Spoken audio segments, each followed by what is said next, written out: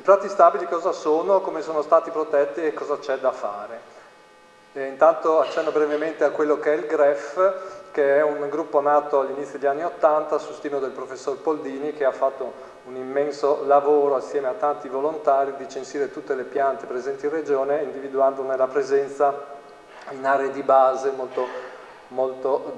molto dettaglio. Inoltre fa anche attività di organizzazione di attività didattiche e escursionistiche. È un lavoro che non è finito perché tante specie riducono la loro presenza in regione, tante altre arrivano dall'estero e quindi con grossi problemi dovrebbero essere presi in molta più attenzione di quanto non si faccia attualmente. E allora vediamo cosa sono i prati stabili. Per tanti sarà un ripasso, per tanti altri forse anche no. Sono le formazioni erbacee che vegetano su terreni che non hanno subito dissodamento mediante rattura ed erpicatura e sono mantenuti solo attraverso l'operazione di sfalcio e l'eventuale concimazione. Quindi una ratura comporta una drastica mutazione delle condizioni e un cambio della presenza floristica. Allora c'è una formazione erbacea perché gli alberi non crescono e questo può succedere alle nostre latitudini, al nostro clima, dove ci sono dei fattori limitanti che possono essere la temperatura, quindi sopra una certa quota gli alberi non vanno, possono essere ricorrenti alluvioni che riportano la ghiaia del terreno a livello primitivo, oppure in gran parte della superficie regionale il limite della vegetazione arborea è lo sfalcio praticato dall'uomo, quindi queste formazioni sono seminaturali, definite seminaturali perché l'intervento umano è fondamentale o perché sfalcia o perché manda gli animali al pascolo.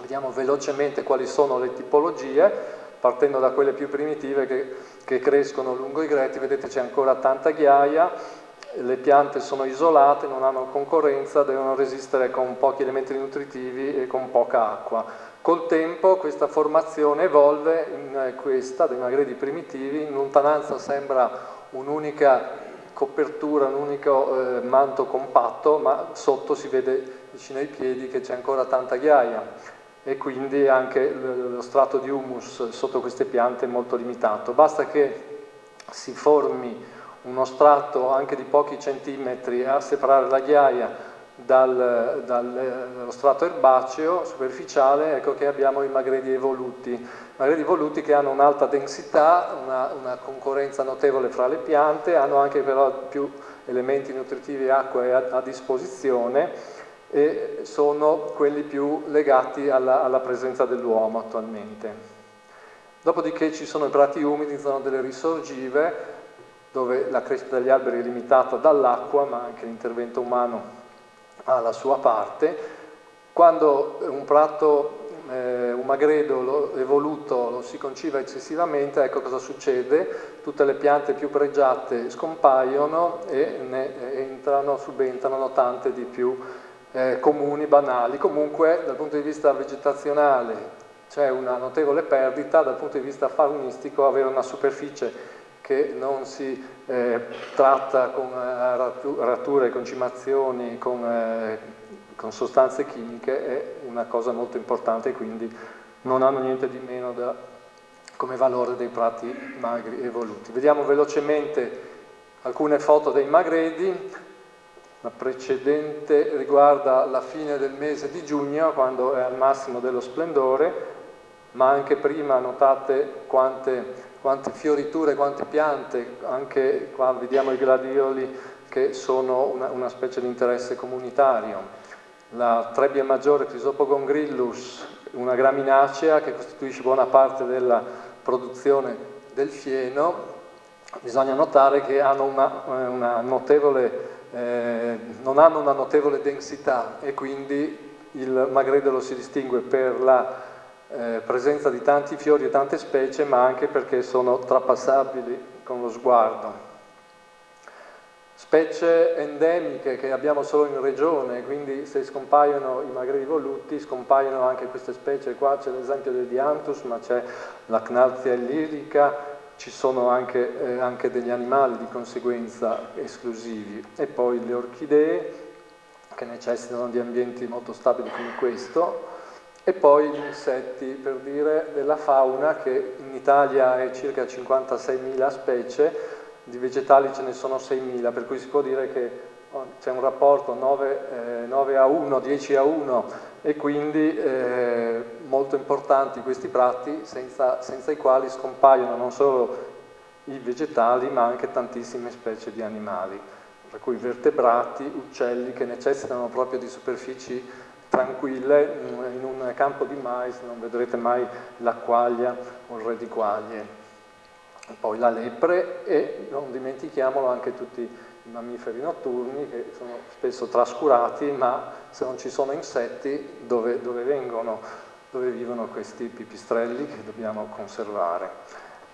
Si dovrebbe parlare di quello che c'è sopra, ma anche di quello che c'è sotto la terra, per cui notate quanta ricchezza da valutare, una ricchezza di biodiversità che non è solo un valore in sé, nel senso il valore biologico, sono anche un valore tecnologico, nel senso che buona parte delle scoperte, degli utilizzi che l'uomo ha fatto nel tempo, piante medicinali, coloranti, adesso si stanno facendo dei robot copiando gli organismi animali, oppure gli aeroplani, la macchina fotografica, non c'è da passare giorni solo a elencare quanto è stato fatto grazie alle piante e agli animali. Distruggiamo delle specie senza ancora scoprire che utilità ci potrebbero dare. Ecco il discorso delle specie endemiche, quindi specie localizzatissime. Oltre il Piave non ci va, e come non va oltre una parte dell'Istria. Se noi non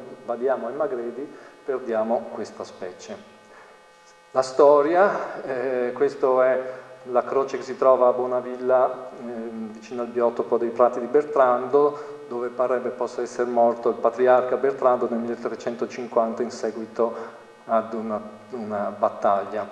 Quindi questi prati erano già lì presenti ai tempi e non c'era il mais, non c'era la soia e tante altre cose, e quindi sono una rappresentazione della storia di quei tempi proprio naturale. Questa matrice che vi sto per presentare può essere letta in due sensi, nel senso che c'è uno strettissimo legame fra gli habitat e le formazioni e gli interventi che si fanno. Quindi se io semplicemente sfalcio ho un prato magro, se io anche concimo diventa un prato concimato. Se invece faccio anche delle arature cambia completamente la composizione floristica, mi perdo tutte le situazioni, quindi le piante forti indicatrici di situazioni, ma anche le condizioni determinano assolutamente la vegetazione. Quindi si passa da un magredo evoluto che ha specie localizzate in un territorio molto stretto e che dà ospitalità a oltre 120 piante e oltre specie di piante e a centinaia di animali, ecco, si passa a una condizione di seminativo dove quello che si insedia sono specie banalissime che potrebbero attecchire in qualsiasi condizione, in qualsiasi parte del mondo probabilmente, con un po' di attenzione. Ecco, e quindi si va in un senso, ma è difficile tornare nell'altro. Pericoli, queste sono foto che ho scattato prevalentemente prima della legge di tutela, ma non è purtroppo concluso. Anche c'è il pericolo di eccesso di concimazione, l'abbandono per rimboschimento naturale o addirittura artificiale. Questa è un'immagine che è sicuramente solo che peggiorata rispetto a quanto poteva essere. Questo è il Parco del Cormor con specie esotiche come la robinia, sotto c'è un'altra giapponese, una lonicera giapponese avanti, quindi dobbiamo intervenire prima che non sia più possibile tornare indietro. La situazione di Udine di prima dell'inventario, questa foto è 2003, quindi c'era già una notevole quantità di prati dissodati o eccessivamente concimati o abbandonati quella volta, e quindi questo ha fatto portare me personalmente, assieme a Adriano Venturini, ma poi con coinvolgimento di tante associazioni ambientaliste e quindi di gruppi politici, alla adozione a livello regionale di una legge di tutela che ha visto praticamente l'unanimità, salvo un consigliere che poi ha visto il marito, non c'entra, lasciamo, e quindi legge regionale 9 del 2005, norme regionali per la tutela dei prati stabili, che prevedono la definizione di prati, delle misure di conservazione, delle deroghe per casi eccezionali e l'inventario dei prati stabili, più altre cose che vediamo velocemente. L'area prevista è quella in rosa, riguarda quindi solo la pianura e con una differenza che è stata introdotta in seguito alla prima adozione, ossia che devono essere zone EOF per essere tutelate, quindi quelli fuori dalla EOF non sono tutelate. Qua si vede in rosso quelle che fanno parte di una banca dati di prati stabili, cioè tutto l'esistente, un lavoro scientifico diciamo, e l'inventario dei prati stabili che invece prevede solo quelli tutelati. C'è una notevole buco, tante cose rosse dove c'è le colline moreniche, Palmanova ma anche altri. Ecco, oltre alla questione zona EOF è stata introdotta nel 2012 anche la questione della pendenza, quindi la pendenza maggiore del 10% fa escludere dalla tutela, che è un controsenso. Quando piove un terreno arato porta giù tutto, ne ho viste di strade infangate, impercorribili proprio dopo le piogge in quella zona, eppure quello che è rosso non è più tutelato rispetto a quello che era prima. Quindi un'altra rappresentazione, prati asciutti, prati umidi, prati concimati, rosso, blu, verde, quindi nella fascia intermedia c'è una notevole presenza soprattutto lungo i corsi d'acqua, ma non solo, ci sono le zone militari e ci sono zone probabilmente legate al dopolavoro degli agricoltori, quindi non un'attività principale. Nella zona intorno a Udine ci sono tantissimi prati ancora esistenti. Guardate la bassa, è praticamente stato distrutto tutto, salvo piccole puntini azzurri di prati umidi. Qua delle rappresentazioni, ma corro via. E quindi vediamo velocemente le misure di conservazione. Non sono ammesse la riduzione di superficie, le operazioni dirette alla trasformazione colturale, il dissodamento, la piantagione di specie arboree e arbustive, e per quanto riguarda i prati magri non è ammessa l'irrigazione, quindi una tutela apparentemente molto importante. Sono previste delle deroghe che erano riguardanti imperativi interessi pubblici, poi trasformati semplicemente in rilevante, e alcuni prati, quindi i prati concimati, non hanno la tutela, c'è la possibilità di deroga. Ecco, comporta però l'obbligo di realizzazione di interventi compensativi a cura del richiedente. Quindi dipende dalla parola rilevante decidere se un magredo può essere distrutto o se può essere evitata la sua distruzione con un percorso alternativo. Compensazione che per i prati stabili asciutti comporta l'asportazione di zolle e il trapianto, per i prati concimati vale la possibilità di semplice semina, ma con tipologie di prato presenti in regione. Quindi in teoria la superficie che c'è rimane, e facciamo una cosa molto che dice manteniamo. Quindi sanzioni con riduzione in pristico. Gli interventi di recupero dovrebbero essere fatti con sementi di prato stabile, quindi si fa una scarpata stradale come tante che abbiamo visto rotonde, bisogna utilizzare seme di prato stabile, ma questo non avviene.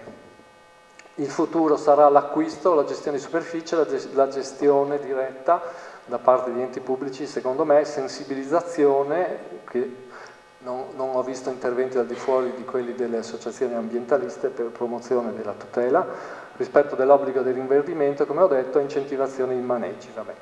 Considerazioni, sto per chiudere. Incentivi tipo PSR vengono fruiti da imprenditori, quindi persone che hanno già avuto modo di spingere la loro agricoltura verso l'arativo al minimo verso l'eccesso di concimazione. Quindi occorre attivare un impegno diretto da parte dell'ente pubblico e anche un controllo incrociato ai fini del rispetto della condizionalità, nel senso che gli agricoltori, se vogliono contributi dalla PAC, devono rispettare. Modifica delle proposte di legge, perimetrare un'area entro cui vale la tutela e quindi rimettere sotto tutela le superfici con più del 10% di dipendenza. tutelare almeno tutte le superfici magredili e umide, che sono le più importanti anche al di fuori delle zone AOF, aeroporti di Osopo, polveriere di Mortegliano o di San Giovanni, chiara denominazione di inventario dei prati stabili, inventario dei prati stabili protetti, escludere con certezza la possibilità che i comuni possano decidere tramite varianti urbanistiche di distruggere superfici prative ora protette, perché sennò tutto quello che abbiamo visto è assolutamente inutile. Vale finché non devi fare il disastro e quindi e fare valere il principio che deve rimanere la superficie, abbiamo distrutto già tanto. Quindi possono le associazioni intervenire e qualcosa si è fatto, visto anche in altre situazioni, questo era un caso di Udine di alcuni anni fa, valorizzazione che fanno le associazioni ambientaliste, l'utilizzo dei semi di prato stabile che abbiamo visto per i ripristini e il trapianto delle zolle. In piccolo, come Gref, stiamo per pubblicare delle carte da gioco in modo da imparare a riconoscere le piante e a determinare il loro nome. Però giochiamo con le carte dei prati stabili, ma non giochiamo con la sopravvivenza dei prati stabili. Chiudo velocemente, grazie per l'attenzione, che spero non rimanga limitata al solo tempo di questa presentazione, perché vi dico che la situazione è veramente grave.